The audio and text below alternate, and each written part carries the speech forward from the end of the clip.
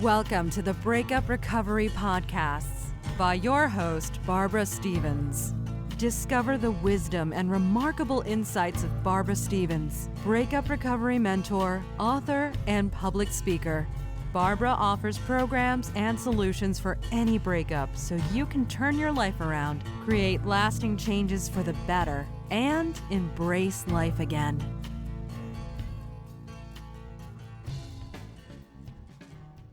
Hello and welcome to Breakup Recovery Podcasts. My name is Barbara Stevens and I'm a breakup recovery mentor.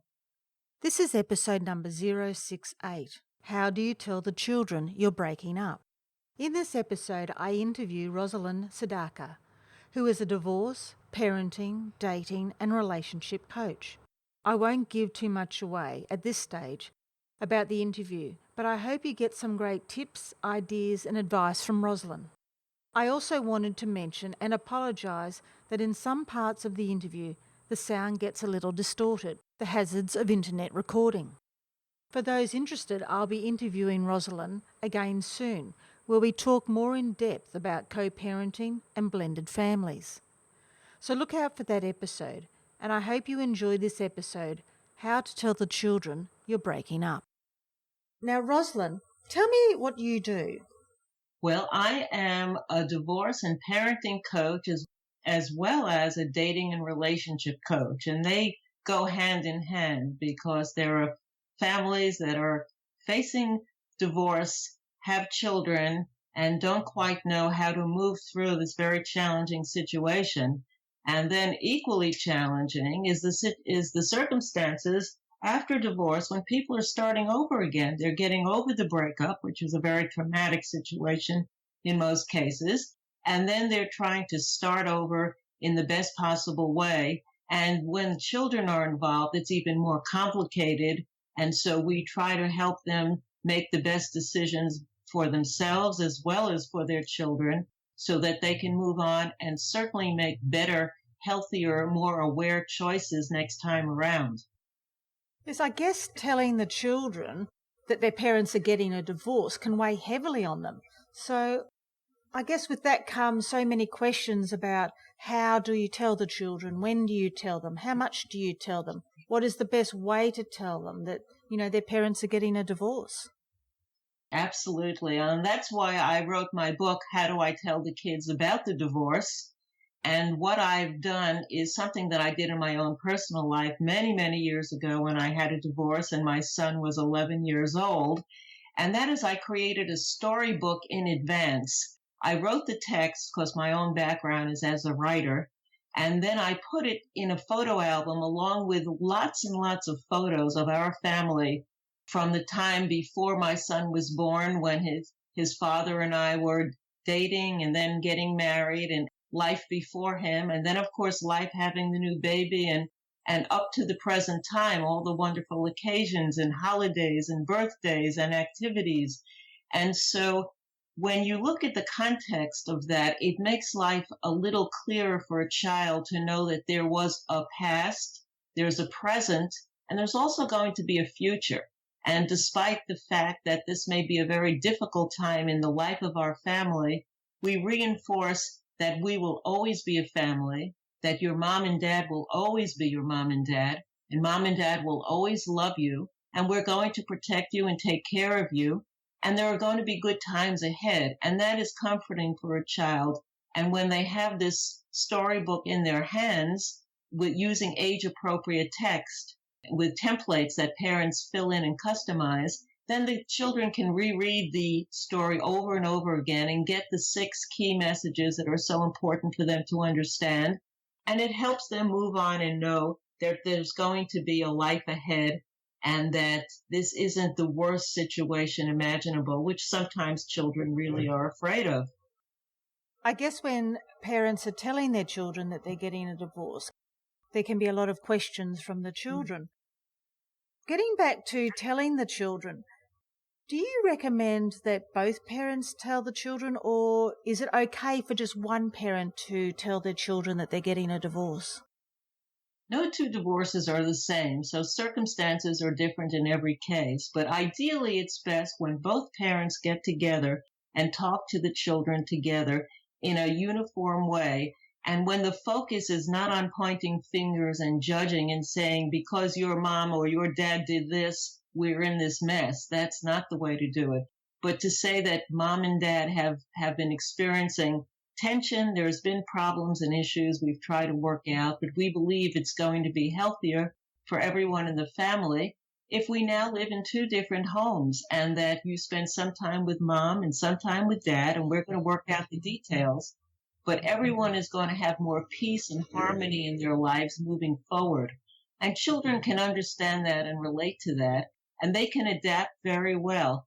It really isn't divorce per se that harms and scars children. It's how parents handle the divorce that does the damage. So if the parents are together and say, this is going to be okay, we're going to work it out, and you're not losing either your mom or your dad, children can adapt and move on with the changes. If either parent says, this is the worst thing that's ever happened to us, and it's all because your mom and your dad did this and that, and the parent starts laying out all their anger and frustration and sharing it with the children, then it scars the children on a very deep emotional and psychological level. And that's what I try to prevent by founding the Child-Centered Divorce Network. And at my website, childcentereddivorce.com, I have a lot of valuable information and resources, advice and tips, and I do individual coaching and have coaching programs and courses. So we're there to provide resources to help families move through this in the best possible way. And it's a gift to the children when it's done right. I definitely agree.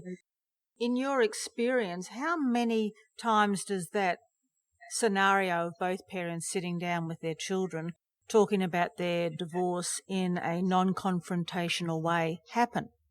It happens. The people who gravitate towards child-centered divorce are already those who understand that their children's needs are so important. And so in my own experience, a higher percentage of families do start that way, and they read up in advance, and they listen to some of my interviews, and they get the point that fighting around the children is the most destructive things parents can do. Unfortunately, in the entire population, that isn't always the case. And there are many parents who really use the children as pawns to prove their point, to manipulate the children, to hurt the other parent. And it's damaging not only during the conversation about the divorce, but all the way through the divorce, and even worse, all the way through the co-parenting. And a lot of parents don't realize that co-parenting is forever. Even when your children are adult, my son is an adult married young man, and I had my first grandchild a few months ago.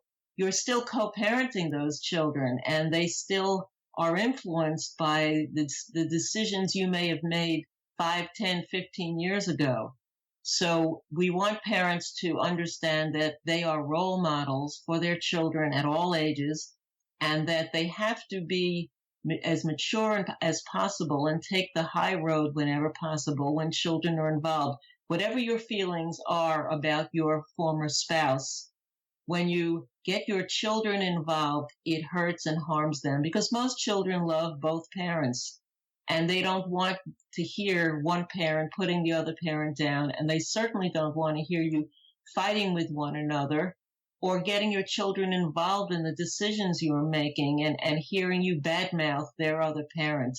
So that's where the damage is done, and that's where our entire network is focused on educating parents so that they can take the high road, make wiser decisions, and really put their children's needs first where it needs to be. You've given us some great tips about co-parenting. Any other tips that you'd like to share for parents to help them to co-parent? Well, yes. Learn some communication skills. First of all, there are some wonderful tools out there. There are online scheduling tools that are available. And one of them, for example, is moietyapp.com, moietyapp.com. And that's a new free co-parenting scheduling app that's available. And so the more co-parents put all the details of their back and forth interactions with the children, and they put it in a tool online, They don't have to be calling each other as often and interacting personally as often. And it eases a lot of the tension because it reduces conflict, it reduces misunderstandings. So that's one important thing. The other is to understand that if you put your co-parent on the defensive, point the finger at them, and start picking and being critical about everything they do, their natural reaction is to be as critical with you.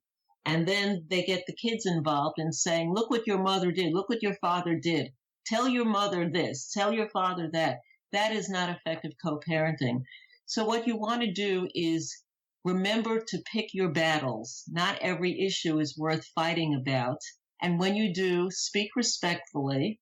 And remember that the more favors you do for your co-parent, because inevitably there's going to be situations that are changing. There's going to be emergencies. There's going to be times when you need a favor and say, I can't make it on Friday the way I thought I can. Can we please swap and you take Friday this week?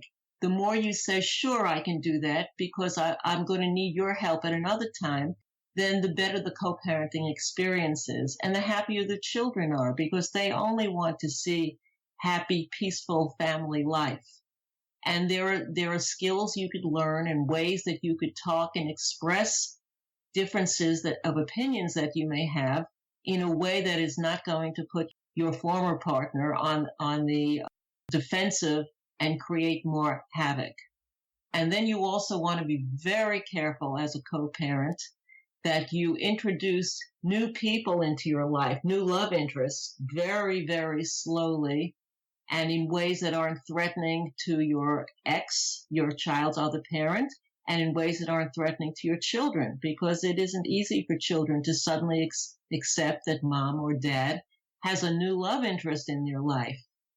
But there are ways of doing it, and when you focus on your children's needs, then you can pick up the nuances of when is the appropriate time and how to say it and how to share it so that the children aren't feeling put out, that they don't feel they're competing with this other person in your life, that they don't feel that they matter less than your new love interest. All of that is very, very important.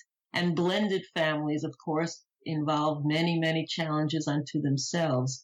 But we have a lot of resources. I have a free ebook on my website on co-parenting success and courses and programs so that parents can get the help they need and know that they're not alone. This is something that is far more common in our culture than we ever thought years ago. It's a reality for a lot of families, and it's up to us as parents to do the very best job we can do. And there are skills that we can learn when we're dealing with a co-parent who isn't cooperative, who doesn't get it and doesn't understand, so that we could protect and preserve the well-being of our children and not destroy their childhood because of our own situation and our own selfish interests. Rosalind, I feel like that we have skimmed over quite a lot of topics here, and I'd really like to get you back to talk more about the co-parenting, because I think those skills are something that people are always looking to improve on, and definitely very important in their lives when it comes to their children and maintaining their children's relationship so that everybody is happy and everybody can get through the separation, divorce or breakup with ease and know that everything will be okay. So I hope that you will come back and we can talk more about co-parenting at a later date. I would be honored to, Barbara. I agree with you fully, and I think there's nothing more important that we could be focused on. Rosalind, can you just tell me the website again? Absolutely. You can find me at childcentereddivorce.com, and you could contact me at Rosalind, Rosalind, at childcentereddivorce.com. And the free ebook is right on the home page at Child Centered Divorce as well. Rosalind, thank you for sharing your tips and ideas today. I think you've given us a lot to think about, and I will enjoy interviewing you again. Thank you. It's been a pleasure, Barbara. If you feel that you are still struggling with your breakup, If you are experiencing intense feelings of anger, resentment, and bitterness, and it is taking over your life, I'm here to help you in this area of moving on and coping after your breakup. I work with my clients one-on-one through my mentoring program. If you want to learn more about how we can work together, contact me via email or my Facebook page, Barbara Stevens Breakup Recovery Mentor, and book in for my free 30-minute sounding board session, and we can set up a time that suits. In this free session, you will walk away with clarity about your situation, strategies and tools to start building the future you deserve, so together we can start your journey of recovery. All my information is on my website, www.barbarastevens.com.au.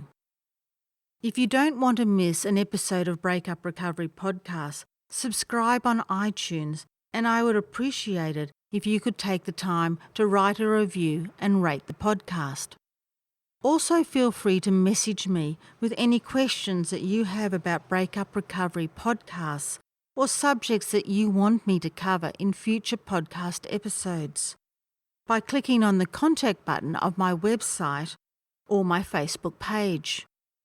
I'm always looking for ways to help you recover from your breakup.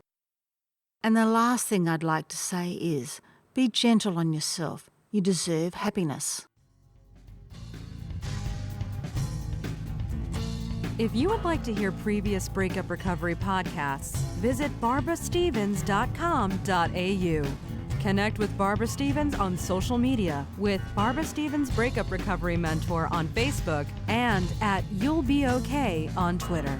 Read further blogs, view webinar replays, and download your free ebook, 3 Easy Steps to Surviving Your Breakup, and much more at barbarastevens.com.au.